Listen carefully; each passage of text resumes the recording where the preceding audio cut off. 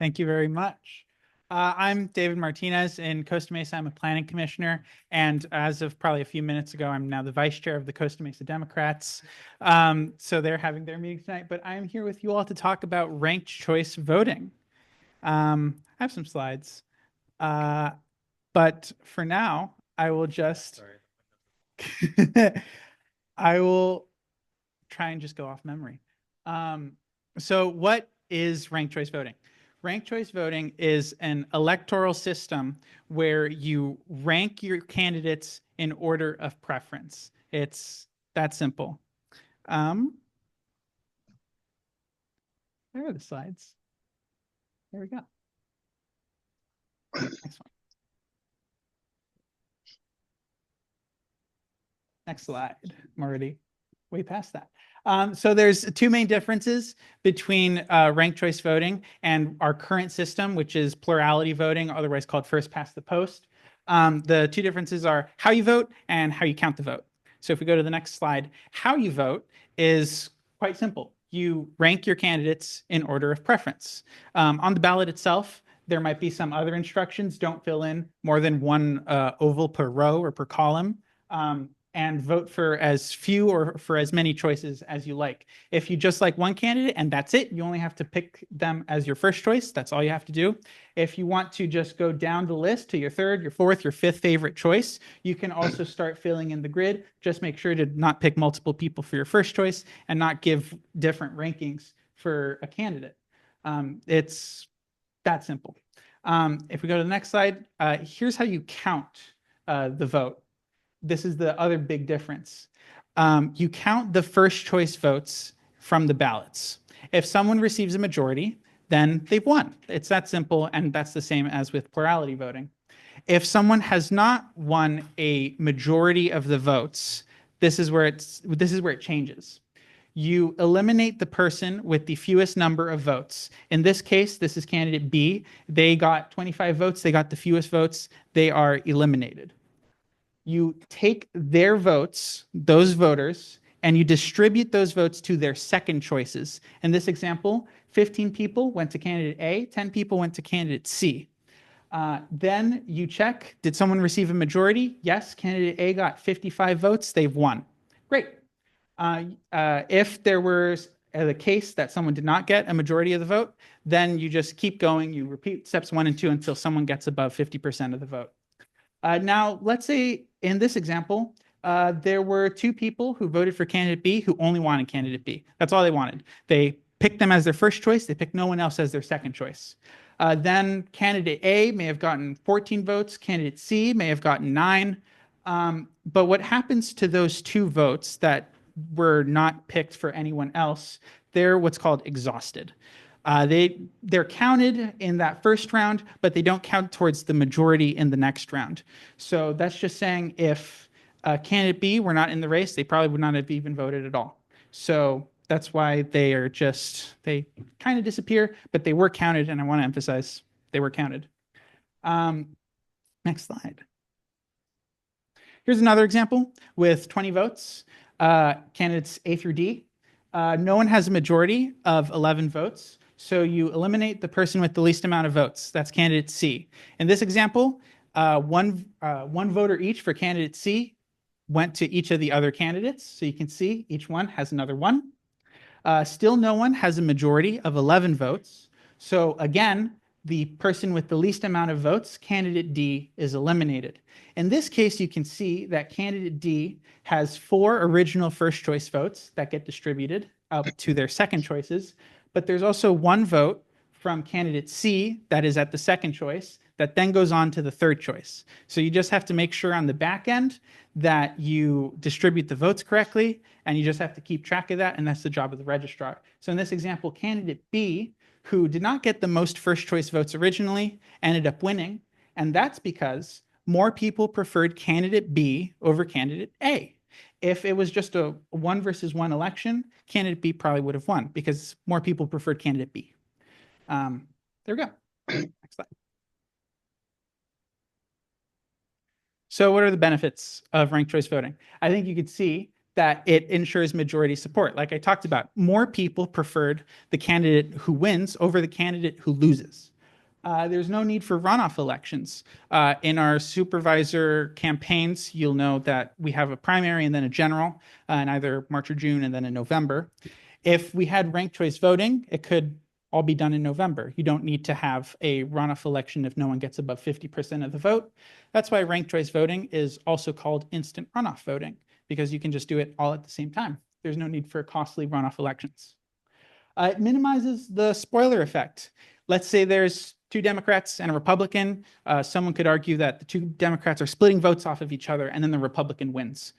In this case, as long as Democrats choose the other Democrat as the second choice, then hopefully they would win if Democrats are already a majority.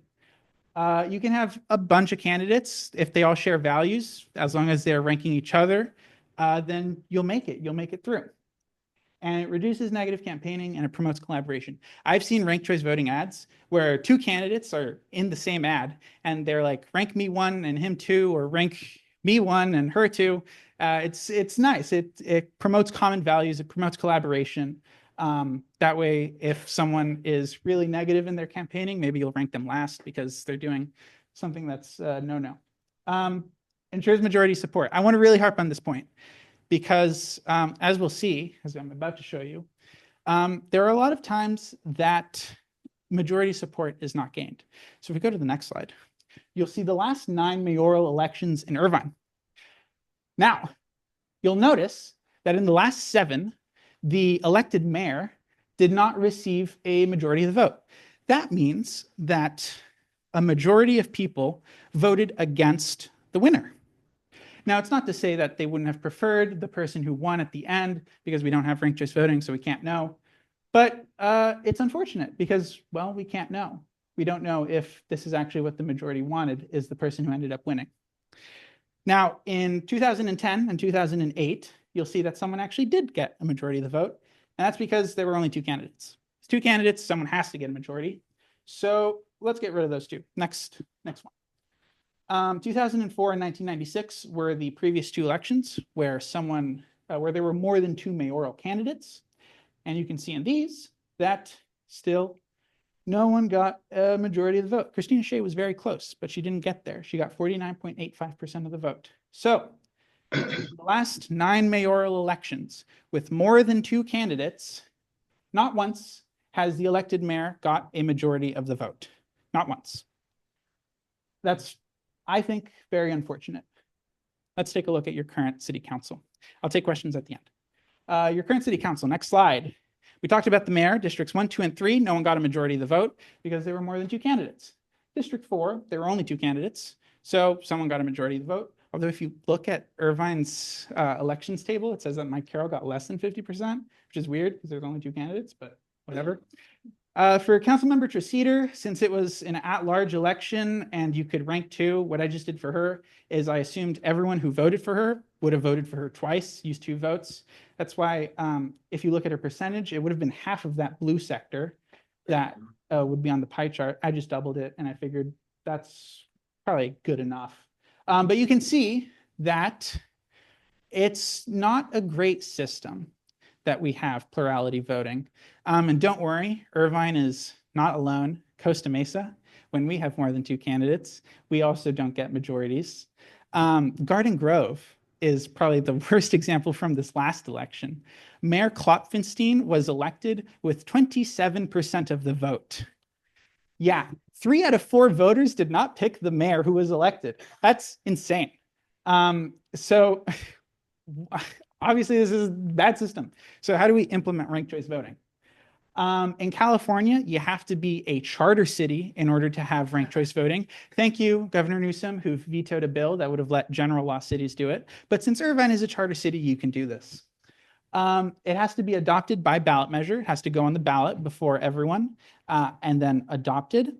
And then it can be implemented at a following general election. So like my example here is Redondo Beach. They voted to approve ranked choice voting in 2023, and they'll have it for their election this year, which, by the way, odd year elections, also a terrible choice. But my point is don't do what you did for districting, do it in the primary and then the general is ranked choice voting. That might be a bit too tight for the registrar. So Redondo Beach, they have it. Who else has it? Next slide. Berkeley, San Francisco, Oakland, they have ranked choice voting. A couple of other smaller California cities. New York, Santa Fe, St. Paul. These are the bigger cities. There's a dozen cities in Utah that have ranked choice voting. Upcoming elections, Redondo Beach, like I mentioned, Portland, Seattle, Washington, D.C., they'll implement ranked choice voting quite soon. There's a bunch of universities whose student governments have decided ranked choice voting is the way to go. Put USC on top because I went there, fight on. And also because I'm the one who implemented ranked choice voting at USC. So thank you. Alaska and Maine, they use it for their statewide elections. And of course, DGI uses it for your endorsement votes. Thank you. Next slide. So what are the concerns with it? If it's such a great system, why isn't everyone using it? Well, the easiest thing to do is nothing and just keep your current system. That way you don't have to change anything. But I think if it's broken, and I hopefully explained to you that it is broken, let's fix it. Complexity for voters is another issue I hear a lot. Someone is going to be like, okay, how are you going to give this entire presentation to every voter everywhere? And what I would respond to that is you don't have to give this presentation to everyone. You can just say what I said at the beginning. Rank the candidates in order of preference. It's all you have to explain to a voter. You don't have to explain the back-end process, the counting, the distributing of the votes. It's not necessary for someone to understand that you just rank the candidates in order of preference. That's simple. Impact on election outcomes. We saw with the example before with 20 votes that someone who got less first choice votes could eventually win in a ranked choice system. And some people point to that as a bad thing. But I, again, would say that the person who ends up winning has majority support and more people prefer that winner over the person who did not win. So hopefully that dissuades most of the concerns with ranked choice voting. Next slide. So I want to conclude with two quick things. Ranked choice voting is actually already in the California Democratic Party platform. To promote honest leadership and open government, California Democrats will support the ability of local communities to choose alternative voting systems, such as ranked choice voting, and encourage the replacement of at-large methods with alternative voting methods such as ranked choice voting. So it's already in our platform, partly why I'm allowed to talk about this here at a Democratic Club meeting. So we obviously recognize that this is a good way to solve this issue. And then if you go to the next slide, what can we actually do about this? You could talk to your friends, talk to your neighbors and say, hey, did you know in the last 9 elections, we haven't had someone who was elected with a majority of the vote? That's a problem. You can get groups to support ranked choice voting, such as yourselves here at DGI. You can pass a resolution in support if you so wish. And finally, the big one, the big ask, is you could ask the city council to put a ballot measure on the next ballot to adopt ranked choice voting so that you can actually use it in your city and you have someone who is elected by a majority of people and not just whoever gets the most votes. All right. Thank you very much. Questions?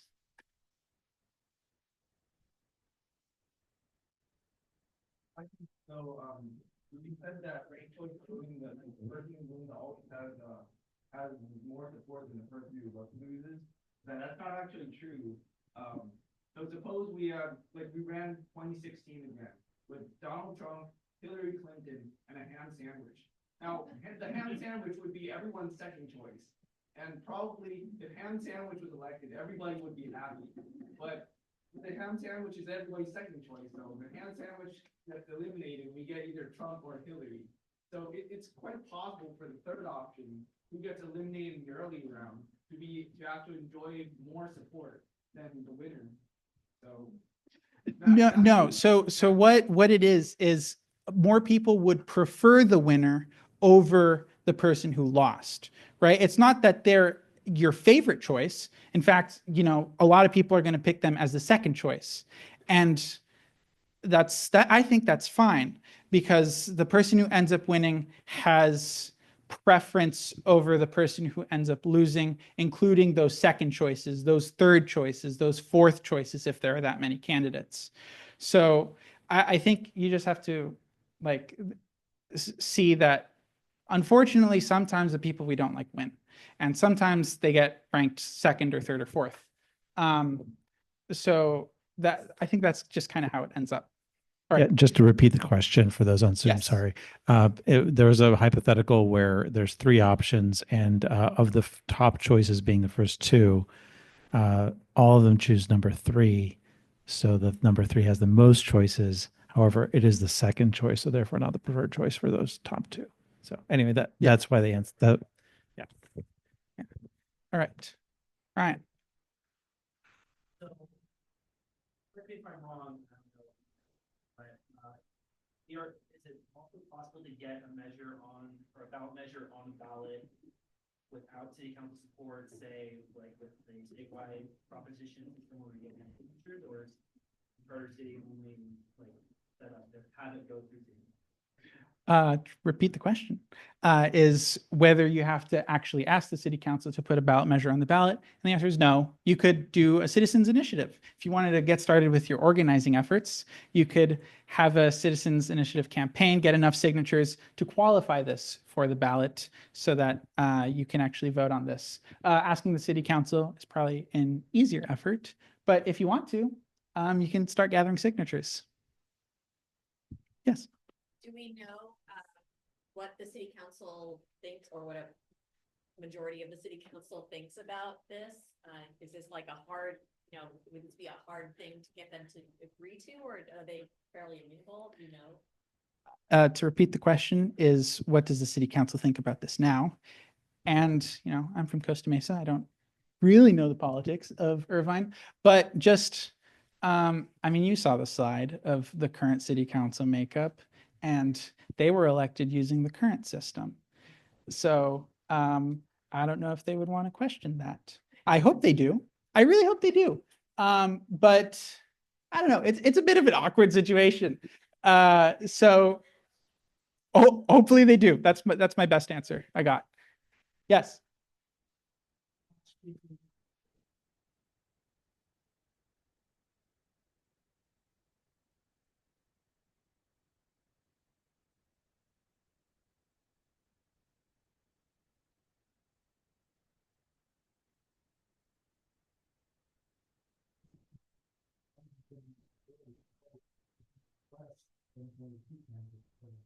There's more choices for both, right? So I don't buy that argument, because I think I just don't buy that argument. The second thing is, I think this is a complex system, and I think a lot of people will be confused by it, especially the seniors that have been voting one way the whole night. And I think also we need a situation where somebody gets elected that they really want. That's just my. Yeah. To repeat the question, and if you can go back to the slide with the 9 mayoral candidates, is a comment that with multiple candidates, it's almost certain that no one will get 50% of the vote, and then that seniors will be confused. So looking at this slide, yes, a lot of times you're not going to get even close to 50%. But you can see in 2020 and in 1996 that you got above 45%. So even with four candidates, even with four candidates, if Mayor Khan or Mayor Shea put in, I don't know, a bunch more effort, maybe a little more effort, they could have gotten to that 50%, even under the current system. They could have won a majority. I've seen races that had a lot of candidates that someone did end up getting a majority. I think Katrina Foley ran for mayor in Costa Mesa, and I think she did get a majority with more than two candidates. So, it is possible with the current system to get a majority. With this system, I think it guarantees it. To answer the question about seniors, I think seniors are smart. I think they can understand that you rank your candidates in order of preference. I think you've had a question for a while. Yeah.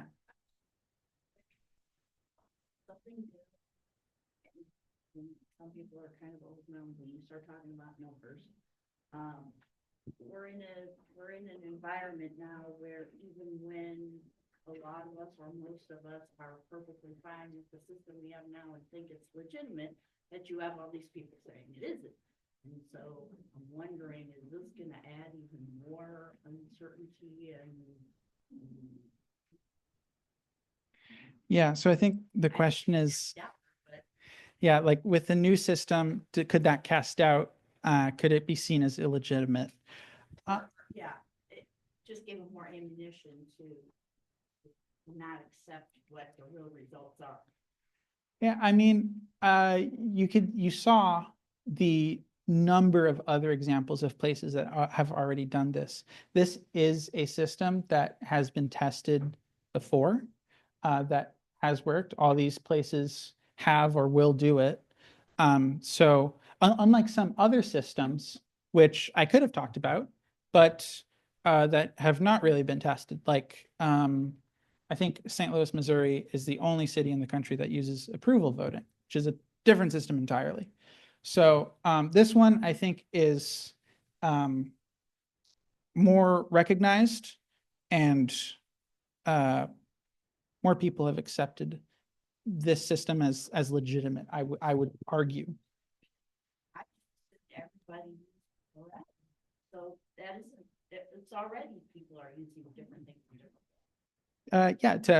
For the question was, people are already using different things in different places. Answer is yes.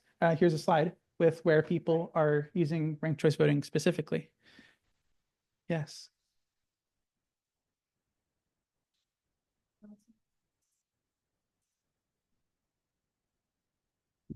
To repeat for Zoom, Councilmember Treceder is in favor of ranked choice voting. Yes. Change groups of voters, including seniors and complicated, I mean, we've got, seniors and all of these different, I think it's a matter of finding out the messaging on how did they convince their constituents in Salt Lake City, which is a huge, city. And they actually went to ranked choice voting. So I think it's a way you message it, and it's finding how did they do it. Yeah, so to repeat for Zoom, it's a question of how you message ranked choice voting to the people. For example, Salt Lake City, how did they do it for them? How much time do I have left? 2 minutes. Okay, yes.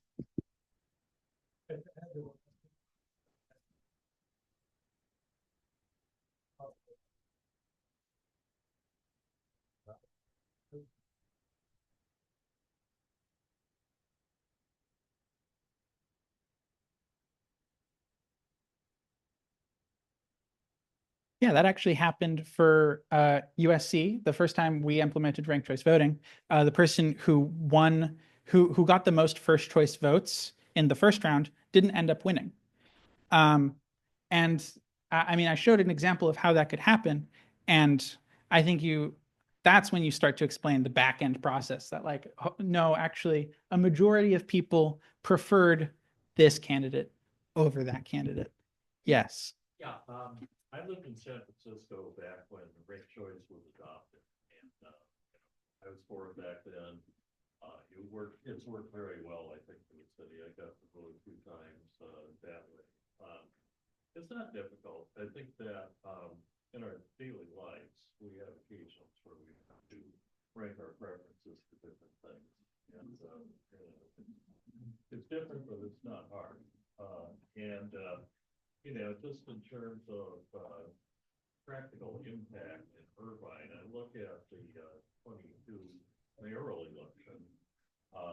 As you said, Carroll won with 37.some%, which means that 62 point won somebody, they didn't want Carroll, they wanted somebody else.